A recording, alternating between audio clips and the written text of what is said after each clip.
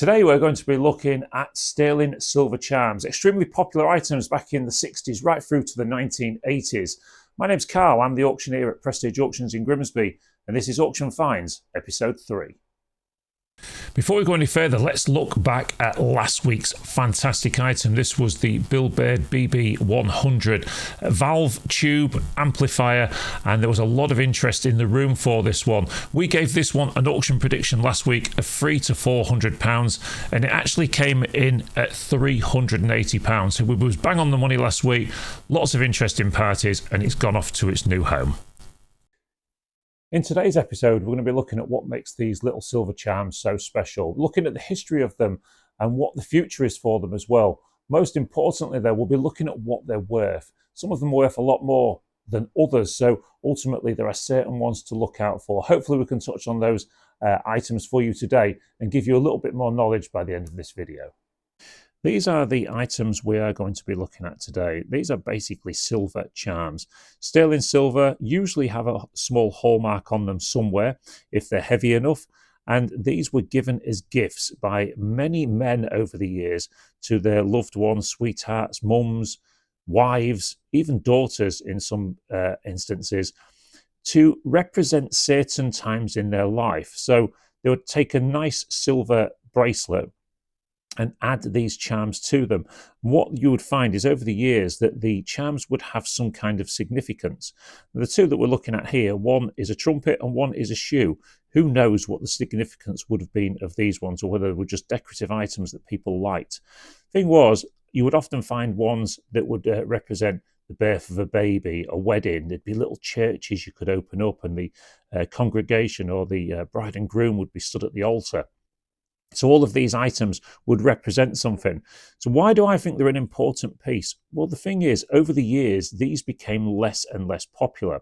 What you do find, though, is some of the big silver charm bracelets that come through an auction room are big items. They're packed with charms. And this makes it very interesting to collectors, because when they take them away and buy them, they often take them apart. Now, what I've found is if you take these apart and sell these individually, you are going to get a very good price on them. If you look at this one here, this is quite a small item. As you can see, it's probably about 2.5 centimeters long.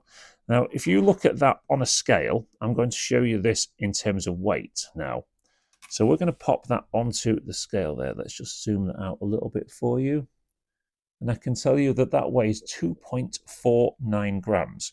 Now, 2.49 grams today in silver is worth £1.90. £1.90 in sterling silver. If you put that into an auction room, it's probably going to do a bit more because it's a pleasant looking little item. Very similar here with the training shoe as well, or the shoe. When we pop that one onto the scale, the weight of that one there comes in at 4.56, so about £3, £3.50. That one, it's a nice item. The thing you've got to remember is that I'm being a little bit cautious on the prices there, because you have to remember that silver and gold prices do fluctuate daily. They can go up, they can go down. So these items are quite a safe bet, because when you buy these, you have got an item in front of you rather than just a piece of silver. So let's have a look at some examples on the internet, seeing what kind of money they're making on there. Okay, so when you look into the history of charms, there's quite a lot comes up online about it. Silver charms especially have been worn for thousands of years, dating back into Roman times and before. And they're often used to protect themselves against evil spirits, and also to be used as good luck charms. This is probably where the saying comes from these days, of a good luck charm, and because for all those years they used to wear them, and this could probably be carried on into modern times as well, into the 50s, 60s, 70s, where people were buying these for significant events. And that goes forward as well into the modern day, of where we are buying Pandora charms and things, because you buy them for significant events.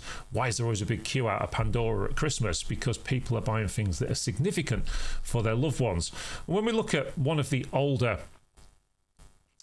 charm bracelets here. Now here's a good example of one. So this older charm bracelet here is quite a full one, like I was speaking about earlier. They'd often be filled with things from memorable occasions, or just things that they like. And you can see on there there's like a ski lift and a car and a tankard, and then some sort of pot in there, or is it a champagne bucket? And then this one here is a 10 shilling note. And this was actually a complete 10 shilling note that was folded up inside them. So if you do manage to get hold of one of these, whether you inherit one, buy one, find one, whatever it is, my advice to you would be, if it's not significantly important to you in terms of sentiment, then it would be a good idea to break it up and sell the pieces off piece by piece.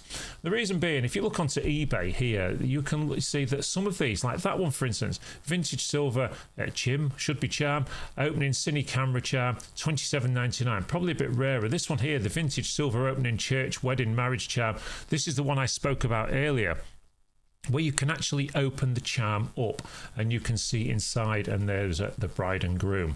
What you will find though is that they will vary massively in price, from a couple of pounds right up to 40, 50 and 60 pounds each for some of the general ones that are a little bit more sought after. So if you do have one of these, do consider taking it apart, clipping it off. Don't get rid of those bits that you clip off, because they're still silver, they're still worth something, and then you could maybe put them into your local auction or sell them individually like people are doing here. And this is a very good way to sell them. So, but when it comes back to our charms, well, what are they worth? We've got a little sterling silver trainer boot there, and of course we've got the other sterling silver piece that we showed you earlier. And how much are they worth? Well, I'm going to give them an auction estimate of £4 to £6 each in next week's auction. £4 to £6 each, which will pretty much be double what they scrap at. So 4 to 6, maybe £4 to £7. And what we'd like to know from you is, how much do you think they're going to make in the auction? Once we come back and look at our next item next week, in the next episode, we'll tell you how those got on at the auction. Thank you ever so much for watching this short information video on auction finds. And if you do get time and you have enjoyed the content, please hit that thumbs up button for us, and maybe give us a subscribe and a share, because it does help out our channel a lot. Thanks ever so much for watching, and we'll hopefully see you all very soon at the auction.